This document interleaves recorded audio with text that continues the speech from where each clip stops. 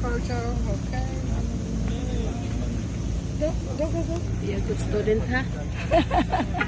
Kuno day.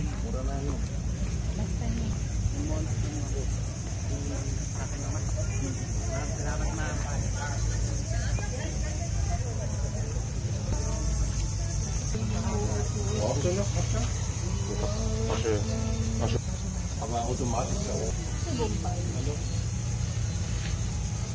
Ma'am, gusto natin ipa-print. Doko, magpabayad.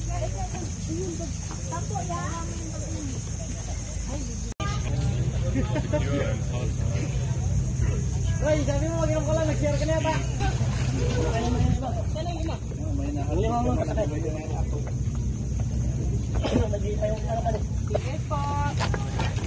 Tapat tanak.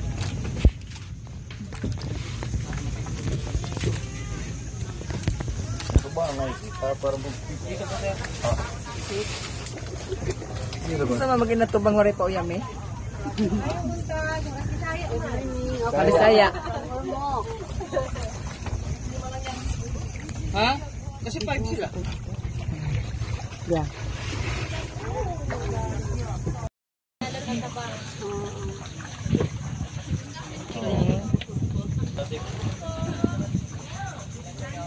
Natin dito mami mga century-old mangrove trees po. Then bonus na lang yung mga wildlife na animals. Sino nandun? Saan? Dito nakaupo eh.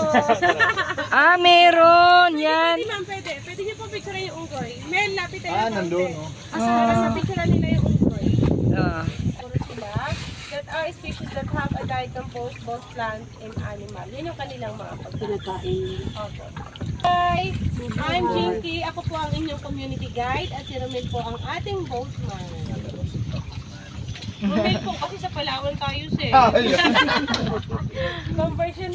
You are welcome everyone! Thank you! Pwede pong malaman kung taga saan sila? Opo, 100 years hanggang 200 years na po yan. Dahil ito po ay untouchable nature dahil sa park. At ang National Park po ay naproklaman noong March 26, 1971 by our former President Ferdinand Marcos. Kaya untouchable nature po ito at natural nature. Na yung mga puno na yan ay hindi po yan tinanim ng mga tao. So natural po lahat yan na tumubo. Yes, pusang tumubo lang po lahat sa community. Na magkatimbang at isinulong naman ng Conservation International, Palawan Conservation Corps, and local community o Barangay Kabayugan. Then we have our new partners, that is a United Nations Development Program, European Union, and also Forest Foundation Philippines and Ecotourism. Ngayong haba naman po ng ilog ay nasa 1 kilometer.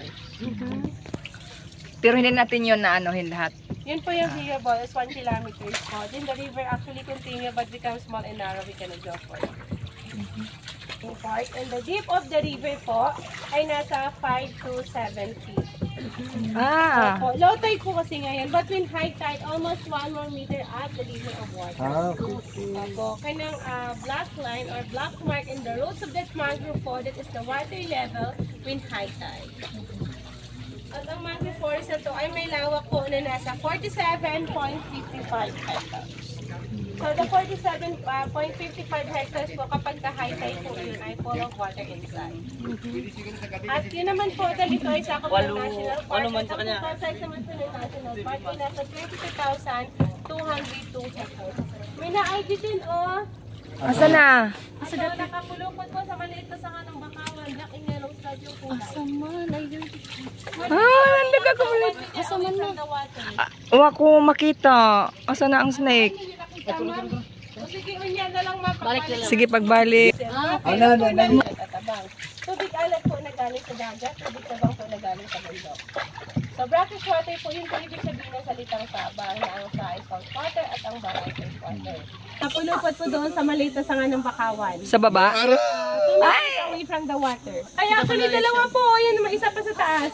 Uy, dalawa sila! Naki mong video na klaro kayo na ako di kay ko kaklaro. Dararay ba? Nag-sleep siya. Striped snake. So yan po yung tinatawag na Palawan mangrove snake. Okay. Benturan po ang kanyang local name. Ano local name? Benturan. Benturan. Opo. Then Bergedeldropila po No, scientific hindi siya name. Po yan, but mildly venom. Nakamatay pa rin. Mild lang. Po, mild lang po. Makakatulog ka lang. Yung kanyang venom po ay hindi sapat para makapatay ng tao. Oh, Hindi siya katulad ng cane cobra. Oo. Pagkawa.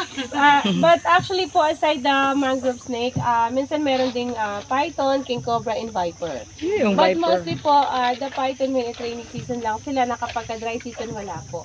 And that structure naman is bamboo boardwalk. Funded po yan ng Forest Foundation Philippines na may haba po na nasa 100 meters going behind the limestone mountain. Serve as bird watching area naman po yan early in the morning. Alas 6 ng umaga po, dahil yung mga ibon tulog sila magdamag, so maaga sila nagigising para po maganap ng kanilang pagkain. Dahil ang mangrove forest po kasi ito po yung natural habitat ng iba't ibang uri ng mga wildlife na animals at mga buhay ilang. So yung mga wildlife na animals, hindi lamang yun ahas, unggoy, mayroon ding monitor lizard, pangolin, anteater, at yun nga po, iba't ibang species naman ng mga ibon na katulad po ng kingfisher, ng woodpecker, ng helmina, ng parrot, Palawan hornbill at Palawan eagle, sunbird, heron at tigre. So ito po yung kanilang habitat. Now we are approaching the century-old mangrove trees na yung matataas sa bakawan na yan po, ayan na yung mga century-old growth mangrove that according to the tree expert po, the estimated average po ay nasa 100 years hanggang 200 years na po yan. Ang estimated na average. Tingnan naman po yung mangrove tree ay madaling itanim, madaling tumubo, ngunit mabagal pong lumaki yan. Dahil ang mangrove po ay nabibilang po yan sa matigas na klaseng punong kahoy. So that is hardwood. Kaya nga po dati actually pinuputol ng mga tao po yan para gawing bahay, furniture, inuuling, pinapanggatong, ginamit sa pamosi ng kuryente. Hectares ng mangrove forest. Then according to the last surveys, only 120,000 hectares of mangrove forest remains. So almost 380 was gone. Kasi nga po before the people they are cutting. But now no more cutting mangrove trees po dahil ito po ay already protected. Then out of 120,000 hectares of mangrove forest in the Philippines, 48,000 hectares of mangrove forest po ay dito matatagpuan sa probinsya ng Palawan. Dahil naman po doon, halos nasa 60% ng isda po sa Manila ay galing po dito sa Palawan. Yung isang hektaryang mangrove forest po kasi na tulad nito ay nakakapag-produce po ng isda ng nasa 1.08 tons of fish bawat taon.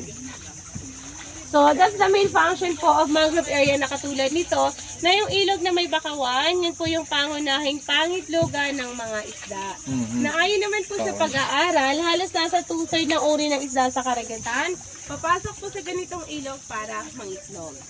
Dahil safe po walang alon at hindi ganun kalinaw yung kulay ng tubig na kapag mayroong mga predator po, ang maliliit na isda madaling makatago sa ugat ng bakawan. Nakita yung ugat na yan, may nakabaon pa yan sa ilalim ng putik. Kaya po talagang prevention siya. Tibay niyan. Yes po, matibay ang bakawan.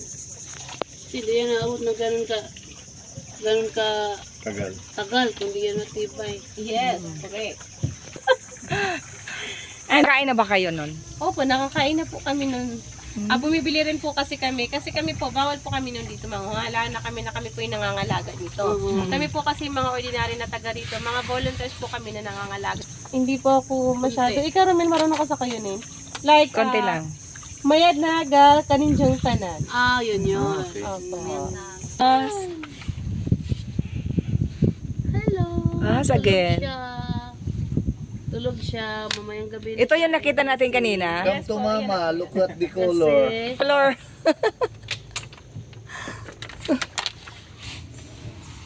May bayawak. Bayawak. Yan. Oh, bayawak. Halo. Hello. Oo. Halo man ah. Opo, hello gani na sa hello, Bisaya. ibid. Hello or ibid. Ayan. Naman po yung mga dahon ng bakawan na nahuhulog araw-araw kapag na-decompose po at na-convert sa nutrient, yan na po yung magsisilbing pagkain ng milong isda dito sa ilog. So maraming salamat sa bawat isa. Din the last part of the tour po ay kakantahan ko kayo ng aming mangrove song. Sige Na po. yung mangrove song na to ay kinampos po ng pinakaulang member ng Samang Mangrove Paddle Boat Tour. At yung mensahe po ng kanta ay tungkol po sa pag-iingat ng mangrove forest. Din yung tono na hango po sa paro-parong bukid. Okay ng video. Sige po. Okay na. Hirap sa barangay Kabayogan, ating masilayan, naiibang bakawan, tayo ay mamangka, patungong bakawan at kasama natin, kaibigan at mahal. Bakaway paramihin, Uy! tayo ay magtanim. Uy! Sa itugang isa, una ng pagkain, huwag itong putulin.